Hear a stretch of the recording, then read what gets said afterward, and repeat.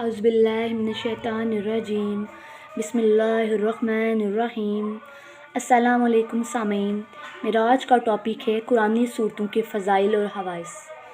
آج میں کچھ صورتوں کے فضائل آپ کے سامنے بیان کروں گی، جن میں پہلے نمبر پہ آتا ہے سورۃ فاتحہ، پھر سورہ یاسین، نمبر 3 پہ آ جاتا ہے سورۃ فتح، نمبر 4 پہ سورۃ رحمان، نمبر 5 پہ سورۃ واقعہ، نمبر 6 پہ سورۃ مزمل، نمبر 7 پہ سورۃ دہر، نمبر 8 پہ آ جاتا ہے سورۃ قدر، نمبر 9 پہ سورۃ توحید، اور نمبر 10 پہ آ جاتا ہے سورۃ معوذتین۔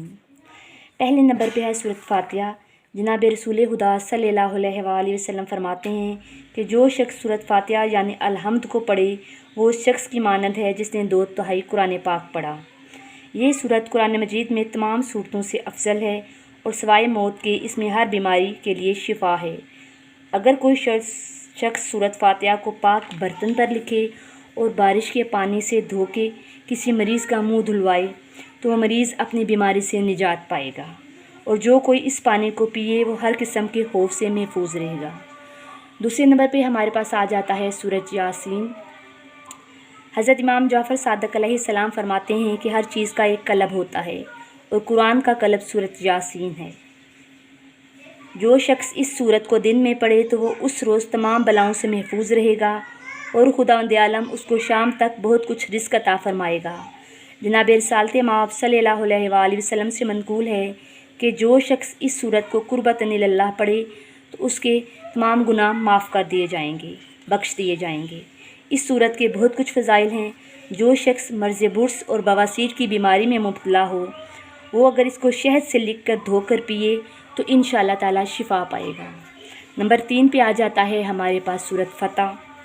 جناب رسول پاک صلی اللہ علیہ وآلہ وسلم سے منقول ہے کہ جو شخص اس سورت کو پڑھے تو اس کا اجر و ثواب یہ ہے کہ گویا وہ فتح مکہ کے دن حضور پاک صلی اللہ علیہ وآلہ وسلم کے ساتھ موجود رہا ہے۔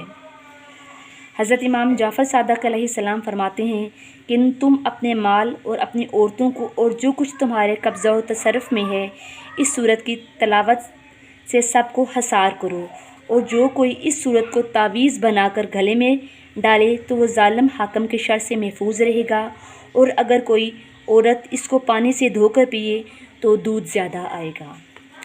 نمبر 4 پہ آ جاتا ہے ہمارے پاس سورۃ رحمان۔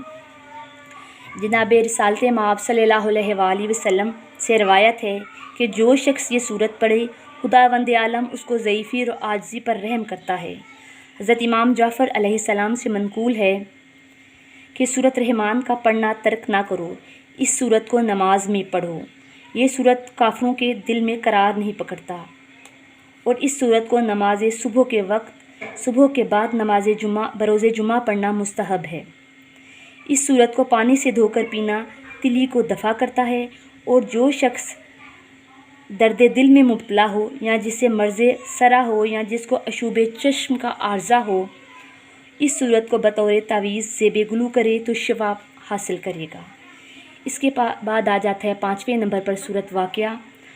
سورۃ واقعہ کے بارے میں امام جعفر صادق علیہ السلام فرماتے ہیں کہ جو شخص ہر شب جمعہ کو سورۃ واقعہ پڑھے تو خداوند عالم اس کو دوست رکھے گا، اور وہ شخص اس دنیا میں بدحالی اور محتاجی نہ دیکھے گا، اس کے رزق میں وسعت ہوگی اور کسی آفت و بلا میں مبتلا نہ ہوگا۔ حضرت امام باقر علیہ السلام ارشاد فرماتے ہیں کہ جو شخص سورۃ واقعہ کو ہر شب سونے سے قبل پڑھے تو قیامت میں ان کا منہ ماند چاند نورانی ہوگا، اور اگر اس سورت کو حاملہ عورت کے گلے میں ڈال دیا جائے تو وضع حمل میں آسانی ہوگی۔ اس کے بعد ہمارے پاس 6 نمبر پہ آ جاتا ہے سورۃ مزمل۔ سورۃ مزمل کے بے شمار فوائد ہیں۔ جناب رسول خدا صلی اللہ علیہ وآلہ وسلم سے منقول ہے کہ جو شخص اس سورت کو پڑھے تو اس سے دنیا اور آخرت کی تنگی دور ہوگی۔ حضرت امام جعفر صادق علیہ السلام فرماتے ہیں کہ جو شخص اس سورت کو دن میں یا رات میں پڑھے خداوند عالم اس کو دنیا میں عمدہ زندگی کے ساتھ زندہ رکھے گا اور اچھی موت سے اپنے جوار رحمت میں طلب فرمائے گا۔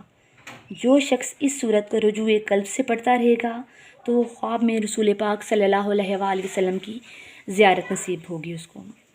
7ویں نمبر پر ہمارے پاس آ جاتا ہے سورۃ دہر۔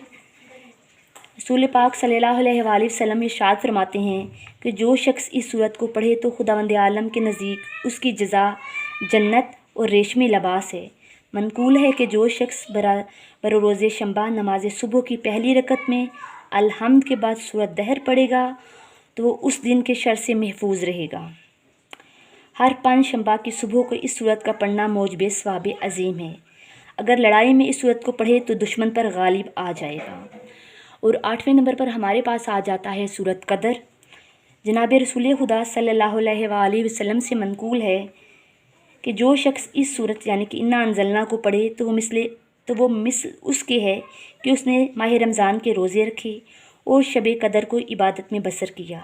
حضرت امام جعفر صادق علیہ السلام سے منقول ہے کہ جو شخص اس سورت کو نماز فریضہ میں پڑھے تو یہ ندا ہوگی کہ اے بندے خدا تیرے گناہوں کو خداوند عالم نے بخش دیا۔ حضرت امام علی نقی علیہ السلام سے وسعت رزق کے واسطے اس سورت کو 100 مرتبہ پڑھنا منقول ہے۔ جو شخص اس سورت کو اس چیز پر جو جمع ہو پڑھے تو وہ چیز محفوظ رہے گی۔ اور اگر کوئی غمگین یا مریض ہو یا مسافر یا قیدی اس سورت کو پڑھے تو اس کا مقصد حاصل ہو جائے گا۔ آگے 9ویں نمبر پر ہمارے پاس آ جاتا ہے سورت توحید، جسے سورت اخلاص یا قل هو اللہ بھی کہتے ہیں۔ حضرت امام جعفر صادق علیہ السلام سے منقول ہے کہ جو شخص اپنا منہ دہنی طرف کر کے اور بائیں جانب کر کے اور سامنے اور پشت کی طرف کر کے اور زمین کی طرف دیکھ کر اس سورت کو پڑھے تو وہ لوگوں کے شر سے محفوظ ہوگا۔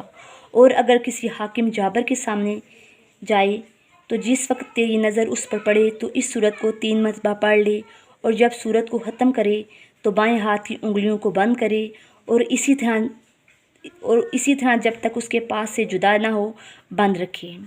ایک اور حدیث میں ہے کہ حضرت نے فرمایا کہ جو شخص 1 مرتبہ اس سورت کو پڑھے تو مثل اس کی ہے کہ اس نے 1/3 قرآن پاک اور تہائی باقی 3 کتب سماعیہ کو پڑھا، اور جو شخص اس کو دکھتی ہوئی آنکھ پر پڑھے تو شفا حاصل ہوگی۔ اور اس سورت کو نماز میں پڑھنے کی بہت تلقین کی گئی ہے۔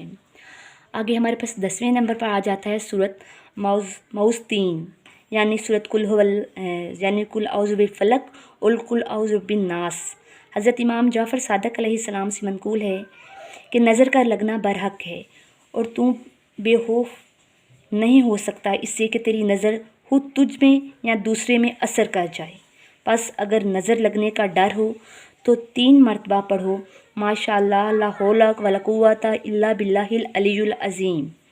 اور اگر کوئی شخص ایسی زینت کرے جو خوشنما ہو تو جب اپنے گھر سے باہر نکلے تو ان دونوں صورتوں کو پڑھ لے، نظر بد سے محفوظ رہے گا۔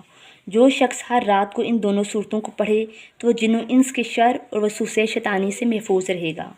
اور جو شخص ان دونوں صورتوں کو لکھ کر تعویذ بنا کر بچے کے گلے میں لٹکائے تو وہ بچہ جنات و شیاطین کے شر اور سانپ بچھو وغیرہ جیسے موذی کیڑوں سے محفوظ رہے گا۔